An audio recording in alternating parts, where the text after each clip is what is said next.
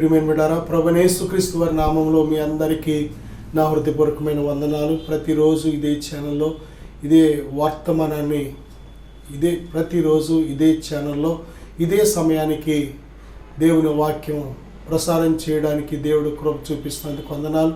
దేవుని వాక్యాన్ని వీక్షిస్తూ మరి మాతో మీరు కూడా మీ ప్రార్థన అవసరతలు పంచుకుంటూ దేవుని బిడ్డారా, మరి మీరు ఇస్తున్న మీ ఆదరణను బట్టి కూడా దేవుని కింద వందనాలు చెల్లిస్తున్నాను. దేవుని బిడ్డారా, ఈ యొక్క కార్యక్రమానికి ఎంతమంది అయితే సపోర్ట్ చేస్తున్నారో వారందరినీ దేవుని ప్రియమైన బిడ్డారా హృదయపూర్వకంగా మా హృదయపూర్వకమైన వందనాలు చెల్లిస్తున్నాను. అలాగే ఈరోజు దేవుని వాక్యాంశము ఎవరు ధన్యులు అనే అంశం మీద మరొక భాగాన్ని మనం చేయబోతున్నాం. దేవుని బిడ్డారా, ఈ యొక్క వాక్యం ధ్యానించే ముందుగా చిన్న ప్రార్థన చేసుకుందాం. పరిశుద్ధుడా, ఘనమైన తండ్రి, మహోన్నతుడా, మహాగణుడా, మాట్లాడే దైవమా, మాతో మాట్లాడండి ప్రభా. విని చెవి గ్రహించి హృదయం దయచేయండి ప్రభా. ఎంతమంది వాక్యాన్ని వీక్షిస్తున్నారు వారందరినీ కూడా దర్శించండి ప్రభా. ఇప్పుడే మీ స్వాధీనపరచుకోండి. ఈ వాక్యాన్ని ఆలకిస్తున్న ప్రతి బిడ్డను దర్శించమని దీవించమని యేసుక్రీస్తు నామములో అడుగుచున్నాను తండ్రి, ఆమేన్. ఎవరు ధన్యులు అనే అంశం మీద దేవుని బిడ్డలారా మరికొన్ని అనేక భాగాలు మనం ధ్యానిస్తున్నాం.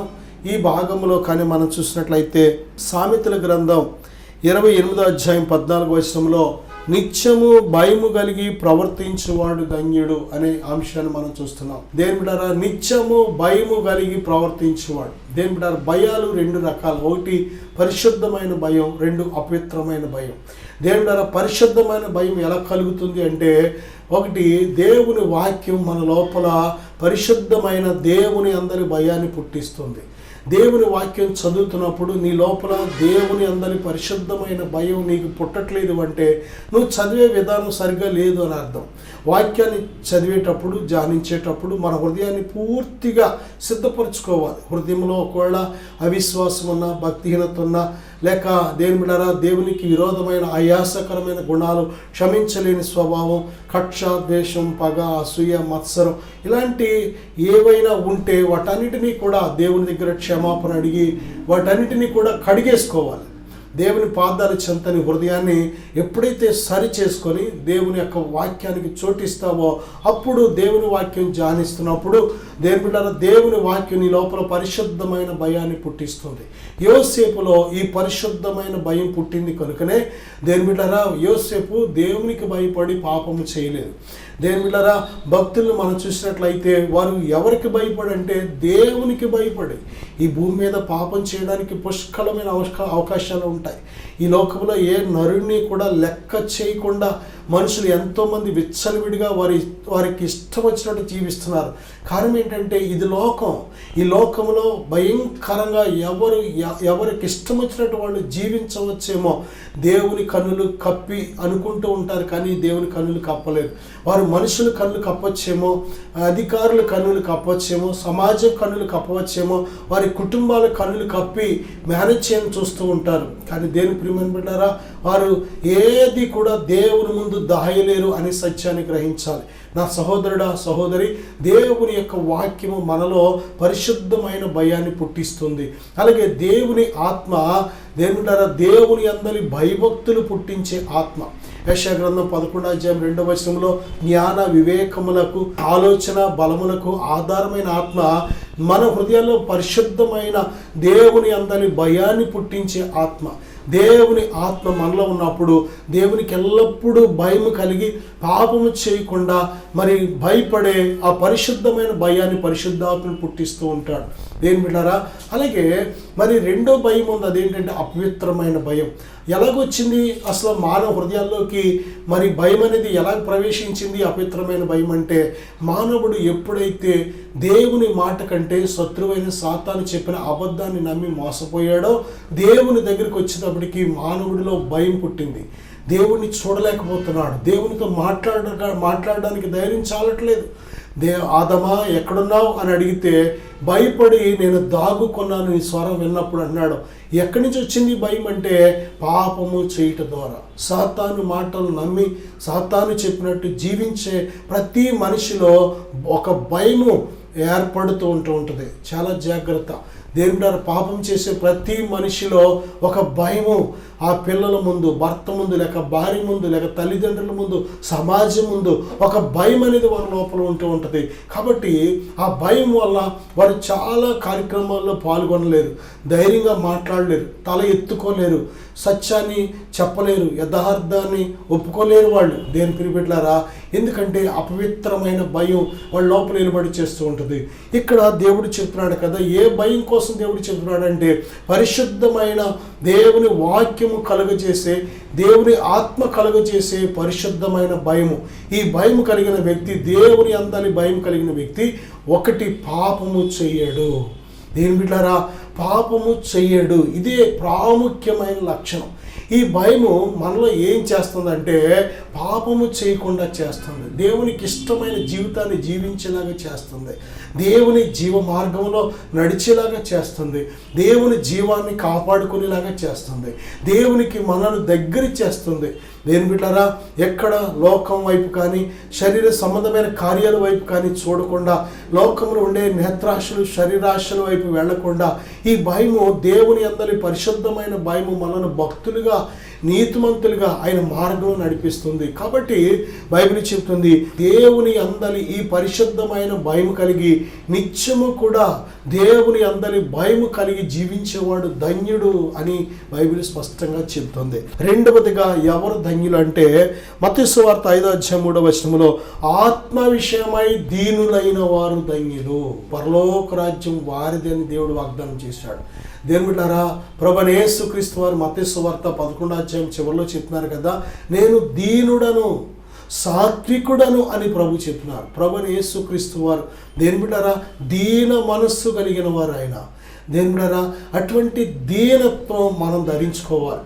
దేవుని ముందే కాదు, మనుషుల ముందే కాదు, అన్ని పరిస్థితుల్లో మనము దీనులుగా ఎప్పుడైతే బ్రతుకుతామో దేని బిడ్డారా దేవుని రాజ్యాన్ని మరి గ్యారంటీగా మనం స్వతంత్రించుకోగలం. అది దేని ప్రియబిడ్డారా, ఎందుకంటే దేవుని రాజ్యం వెళ్ళాలి అంటే తప్పనిసరిగా దీనత్వాన్ని ధరించుకోవాలి. నువ్వు దీనుడిగా, దీనురాలుగా దేవునికి భయపడి ఏ పాపము చేయకుండా దేవుని యందు భయభక్తులు కలిగి జీవిస్తున్నప్పుడు ఎన్నో నిందలు వస్తూ ఉంటాయి, ఎన్నో అవమానాలు వస్తూ ఉంటాయి. మనుషులు నిన్ను చాలా తక్కువగా చూస్తూ ఉండవచ్చు, లేకపోతే మనుషులు నిన్ను ఒక చేతగాని వాడి వలె, చేతగాని దాని వలె చూస్తూ ఉండవచ్చు.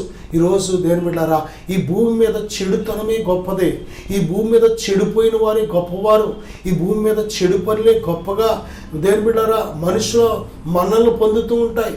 చెడు పనులు, చెడు మనుషులు, చెడు కార్యాలకే ఎక్కువ ప్రాధాన్యత మనుషులు ఇస్తూ ఉంటారు.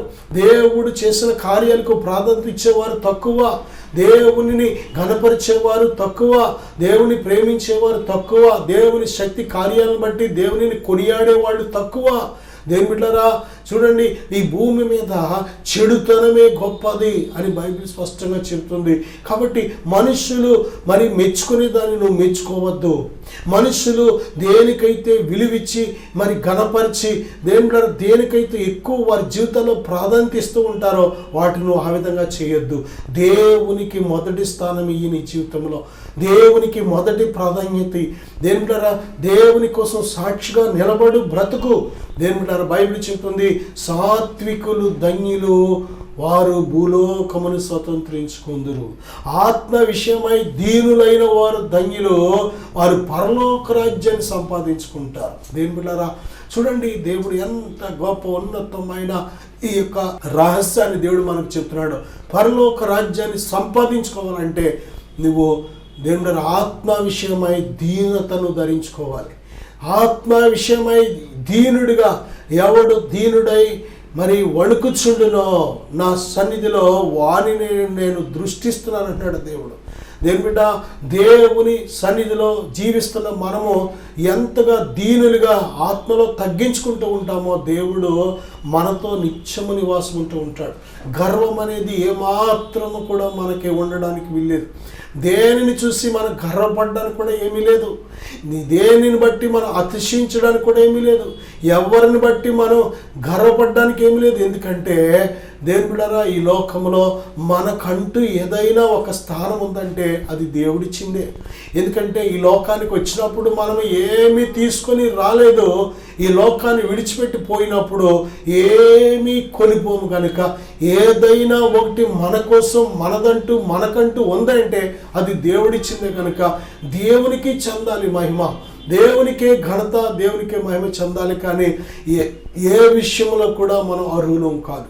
దేని ప్రియబిడ్డలారా, ఎప్పుడైతే దీనుడిగా, ఆత్మలో దీనుడిగా నిత్యము దేవుని ఘనపరుస్తావో, ఆయన కార్యాలను బట్టి ఆయనను మహింపరుస్తావో, ఆయనను ప్రేమిస్తావో, నువ్వు దేవుని రాజ్యాన్ని సొంతం చేసుకోగలుగుతావు. అందుకే బైబిల్ చెప్తుంది, దేని ప్రియబిడ్డలారా, ఆత్మ విషయమై దీనులైన వారు ధన్యులు. ఒకరు లోకమంతా సంపాదించి పరలోక రాజ్యం సంపాదించుకోకపోతే వాడి ప్రయోజనం లేదు.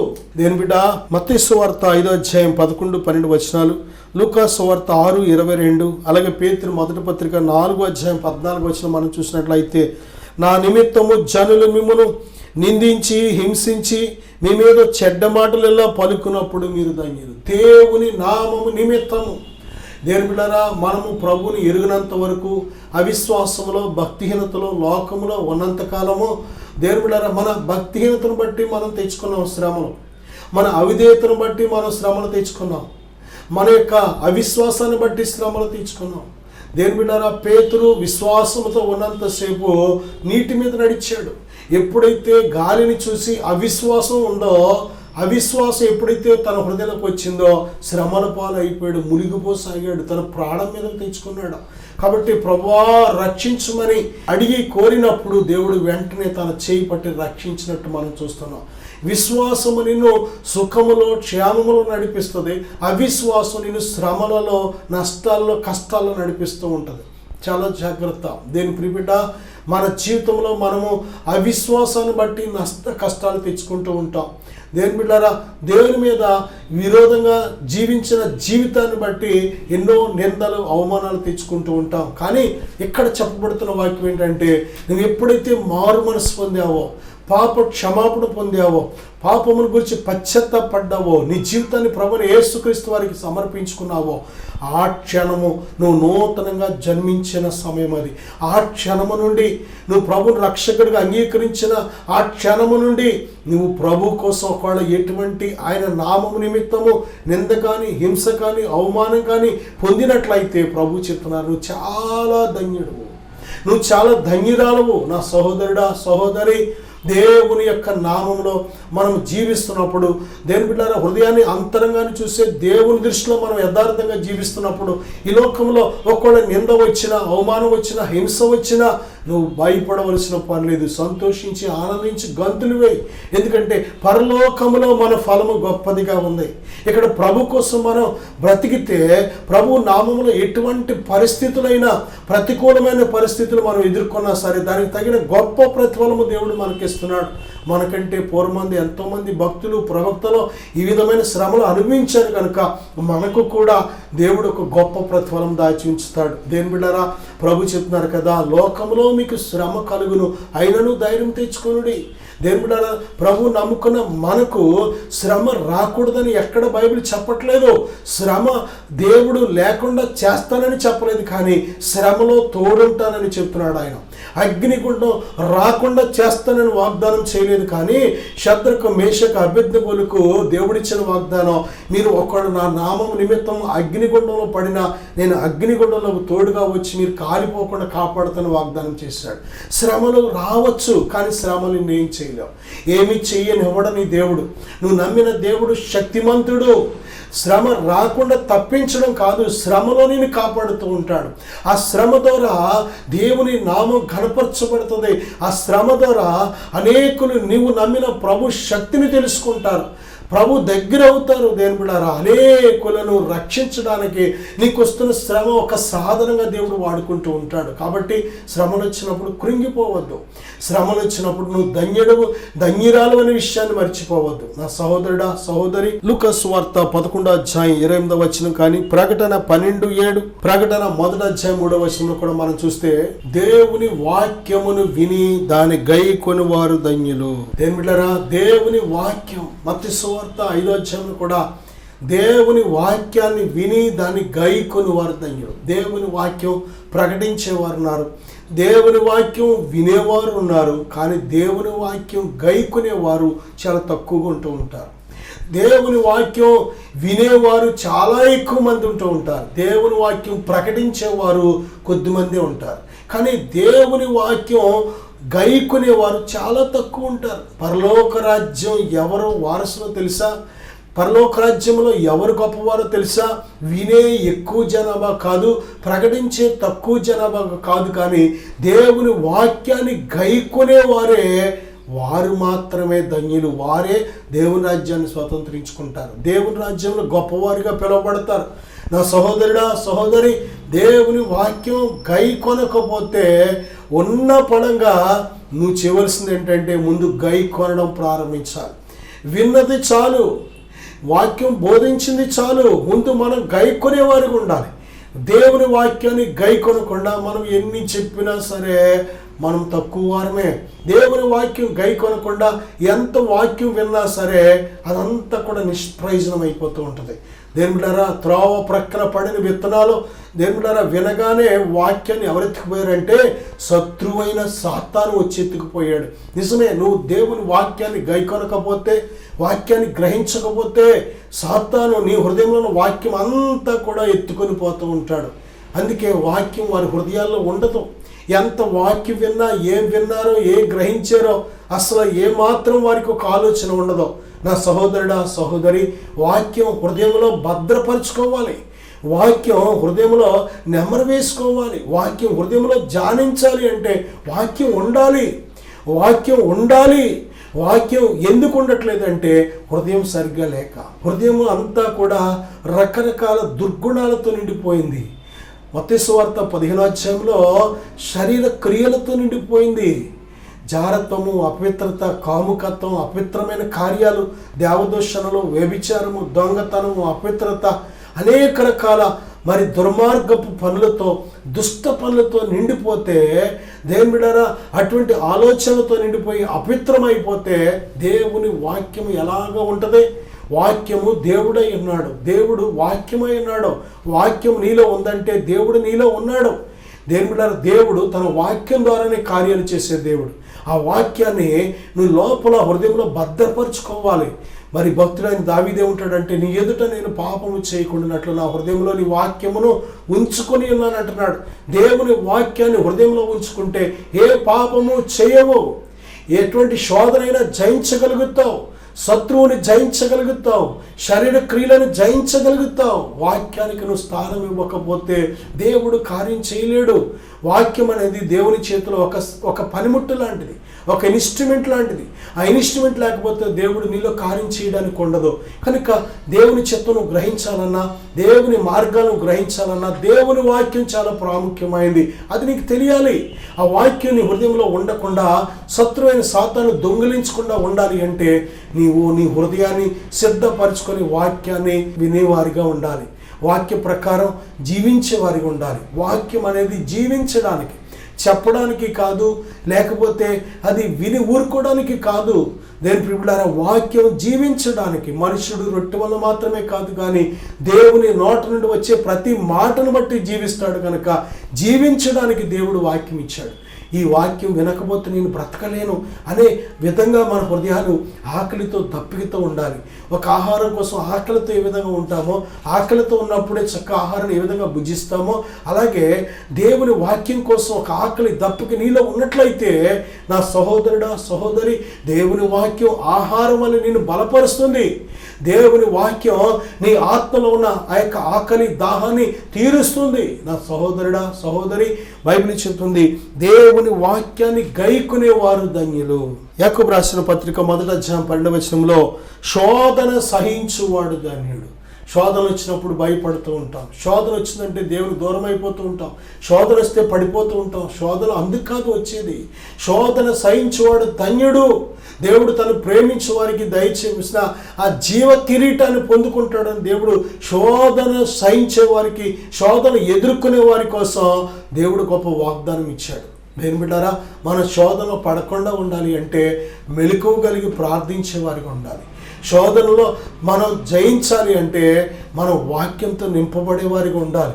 శోధకుడు సాతాను గనుక సాతానికి మరి విరుగుడు వాక్యమే. వాక్యం ద్వారా మాత్రమే నువ్వు వాడిని జయించగలవు. మెలకువ కలిగిన ప్రార్థన జీవితం ద్వారానే జయించగలవు. మనుషులు నిద్రిస్తున్నప్పుడు వారి శత్రువైన సాతాను వచ్చి ఏం చేస్తాడంటే గోధుమల మధ్య గురుగులు విత్తిపోతూ ఉంటాడు. గోధుమలు దేవుని వాక్యం, దేవుని వాక్యాన్ని వింటూ ధ్యానిస్తూ మరొక ప్రక్కన ఆత్మ సంబంధమైన నిద్రలో ఉంటే సాతాను వచ్చి గురుగులంటే దుష్ట ఆలోచనలు, దుష్ట తలంపులు విత్తుతూ ఉంటాడు. కాబట్టి నువ్వు ఆత్మీయంగా నిద్రపోయే స్థితిలో ఉన్నట్లయితే నా సహోదరుడా సహోదరి, శత్రువైన సాతాను నిన్ను మోసగించి నీ ఆత్మీయ జీవితాన్ని మరి పాడు చేసే అవకాశం ఉంటుంది. కాబట్టి మెలకువ కలిగిన ప్రార్థన జీవితం మనకు అవసరం. నీ ఎడతెగక చేసే ప్రార్థన అవసరం, విసుగక చేసే ప్రార్థన అవసరం, ఎల్లప్పుడూ చేసే ప్రార్థన అవసరం, పట్టుదలతో చేసే ప్రార్థన అవసరం, కొన్నిసార్లు ఉపవాస ప్రార్థన కూడా అవసరం.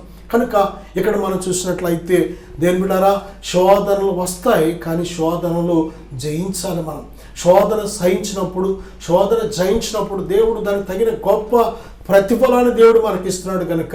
అంతేకాదు మన భక్తిలో ఉన్న క్వాలిటీ, మన విశ్వాసం ఉన్న క్వాలిటీ, అలాగే దేవుని బిడ్డలారా మన విధేయతలో ఉన్న క్వాలిటీ ఎప్పుడు తెలుస్తుందంటే శోధించబడినప్పుడు. కాబట్టి శోధించబడిన తర్వాత శుద్ధ సువర్ణంగా ఉంటాము కనుక బంగారం కంటే అమూల్యమైన మన విశ్వాసం ఆ శోధనకు నిలిచినట్లయితే గొప్ప ప్రతిఫలాన్ని దేవుడు మన కోసం దాచి ఉంచాడు కనుక తప్పనిసరిగా మనం శోధించబడుతున్నప్పుడు ధన్యులు అనే విషయాన్ని మర్చిపోవద్దు. ప్రకటన గ్రంథం 22వ అధ్యాయం 14వ వచనంలో జీవ వృక్షమునకు హక్కు గలవారై తమ వస్త్రములు ఉదుకుకొని వారు ధన్యులు. నిజమే, ప్రభువైన యేసుక్రీస్తు వారు చెప్తున్నారు కదా, ఆయనే మార్గం సత్యం జీవం. ఆ మార్గంలో మనం ప్రయాణం చేయడానికి మొట్టమొదట మన ప్రారంభమే ప్రభువైన యేసుక్రీస్తు వారి రక్తంతో మన పాపాలు కడుక్కోవాలి. వస్త్రములు అంటే మన క్రియలు, మన మార్గాలు కడుక్కోవాలి. మన ప్రాణాత్మ దేహాన్ని ప్రభువైన యేసుక్రీస్తు వారి రక్తంతో కడుక్కున్నట్లయితే ఆ తర్వాత మనం జీవించే జీవితంలో దేవుని వాక్యానుసారంగా జీవించే ప్రతీదీ కూడా దేవునికి మరి ఇష్టమైన ఒక పరిశుద్ధ పరిమళ సువాసన అని ఉంటుంది కనుక దేవుని బిడ్డలారా మన నూతన పరచబడిన జీవితాలతో దేవుని సేవించడానికి ఉపయోగపడుతుంది. కనుక దేవుని బిడ్డలారా దేవుని మార్గాలు తెలుసుకున్న మనము మన పాత గత జీవితంలో దేవునికి విరోధమైన ప్రతి విధమైన అపవిత్రతను కడుక్కొని, భక్తిహీనతను కడుక్కొని, దేవుని బిడ్డలారా అవిశ్వాసాన్ని కడుక్కొని, దేవుని బిడ్డలారా ఎప్పుడైతే నూతన పరచబడతామో దేవుని అందలి మరి మన యొక్క ఆత్మీయ జీవితంలో మన భక్తి వ్యర్థం కాదు, మన విశ్వాసం వ్యర్థం కాదు, మన ప్రయాస వ్యర్థం కాదు, మన ప్రార్థన వ్యర్థం కాదు. మన యొక్క ఏదైనా సరే ప్రభు కోసం మనం ఏది ఎదుర్కొన్నా సరే దానికి గొప్ప గొప్ప ప్రతిఫలాలు దేవుడు ఇస్తున్నాడు. కనుక ప్రభు యొక్క మార్గంలో ప్రయాణించే ముందు, ఆ జీవ మార్గానికి వెళ్లే ముందు మన యొక్క క్రియలు మన బ్రతుకుని మరి యేసయ్య రక్తంతో కడుక్కొని మనం దేవుని బిడ్డలారా సిద్ధంగా ఉన్నట్లయితే మనం చాలా ధన్యులు అని బైబిల్ చెప్తుంది. దేవుని బిడ్డ చిన్న ప్రార్థన చేసుకుందాం, కళ్ళు మూసుకుందాం, విశ్వాసంతో ఎక్కివిద్దాం. పరిశుద్ధుడా, ప్రేమగల తండ్రి, ఎంత గొప్ప ధన్యతలు మాకు దయచేసావు నాయన. ఇప్పటి వరకు తండ్రి ధన్యతలు లేని వారు ఎవరైనా ఉంటే నాయన ప్రతి ఒక్కరి ధన్యతలు పొందుకోవడానికి సిద్ధపరచండి నాయన. ఈ లోకం ధన్యత కాదు, లోకం నుండే పాపపు క్రియలు ధన్యతకరమైనవి కాదు, కానీ మీకోసం జీవించేవారు ధన్యులు ప్రభువా. మీ యందు భయభక్తులు ధన్యకరమైనవి. మీ నామం నిమిత్తము శ్రమలు ఎదురైతే మేము ధన్యులం తండ్రి. నాయన శోధనలు వస్తే మేము ధన్యులం ప్రభువా. మీ నామంలో ఎంతగా మేము తగ్గించుకొని సాత్వికులుగా దీన మనసులుగా బ్రతుకుతామో మేము ధన్యులం ప్రభువా. ఈ గొప్ప ధన్యతలు ప్రతి ఒక్కరూ పొందుకునేటకు సహాయం దయచేయమని దీవించుమని యేసుక్రీస్తు నామములో ప్రార్థిస్తున్నాను తండ్రి. ఆమేన్. God bless you.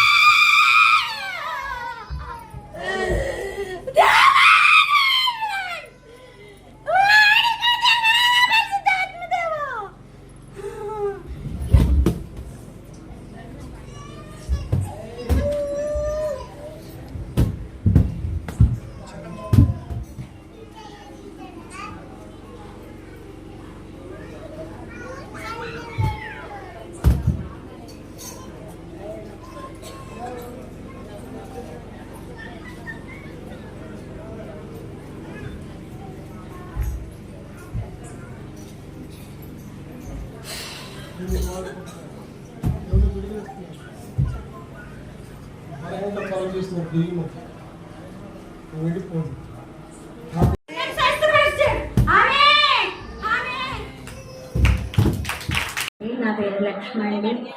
గత నెలలుగా నేను చాలా ఇబ్బంది పడుతున్నానండి. నాలో దురాత్మ అయితే తెలీదు, లేకపోతే నాకు ఈ బాధలో తెలీదు. 8 హాస్పిటల్ తిరిగానండి, కానీ ఫస్ట్ శుక్రవారం చేయించుకున్నాను, కొంచెం స్వస్థత చేసింది. మళ్ళీ 2వ శుక్రవారం కూడా నేను చేయించుకోవాలని నాలో ఆశ ఉందండి. ఉన్నప్పటికీ వదిలిగారిని అడిగితే తర్వాత చేయించుకుంది కానీ అన్నారు. అన్న తర్వాత నేనే వచ్చేసాను, పిల్లల వెనకాల వచ్చేసాను.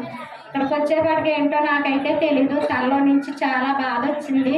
బాధ వచ్చి జుట్టు పీక్కుండా వరకే తెలుసు. పైకి ఎక్కాను, ఇంకా ఎలా పడిపోయానో నాకే తెలీదు. 2 సార్లును వెనుపోస చాలా తెల్లని నొప్పి చేసింది. తల అయితే బరువు అప్పుడే తగ్గింది. కానీ 6 నెలలు బట్టి నేను ఎలాగున్నానో ఎలా చేస్తున్నానో నాకే తెలియలేదు. నాకు దేవుడు గొప్ప విడుదల ఇచ్చాడండి, చాలా మంచి శక్తిని బలాన్ని ఇచ్చాడండి. 6 నెలలు అయిందండి నేను ఇలా తయారయ్యి. మళ్ళీ దేవుడు నాకు ఈరోజు మంచిగా జ్ఞానం ఇచ్చాడండి. నాకు నాలో ఉన్న దురాత్మ పోయిందండి. ఈ కీడెనక లేదు మేలుందండి నమ్ముచున్నానండి. అలాగే నా కుటుంబం అంతా సన్నిధిలో ఉండాలని ఒక ఆశ అండి. ఇంక నాకు ఏ ఆశ లేదండి. నా జీవితకాలం అంతా దేవుడికి రుణపడండి, దేవుడితో నడుస్తానని వాగ్దానం చేశానండి. ఈ రోజు నుంచి నాలో ఉన్న దురాత్మలు అయితే, చెడు చూపులు అయితే, పాపక్రియలు అయితే ఏమీ లేకుండా దేవుడి కొరికే బతకాలని నేను నిర్ణయం తీసుకున్నానండి. దేవుడు నాకు ఎంతో శక్తిని బలాన్ని ఇచ్చి ఆరోగ్యాన్ని ఇచ్చాడండి. ఆపరేషన్ పడుతున్నప్పటికీ కూడా నాకు చాలా నొప్పి ఏమీ లేదండి. ఇప్పుడు చాలా ఆరోగ్యంగా ఉన్నానండి. నాలో నాకే సాక్షి దేవుడు దీవించిన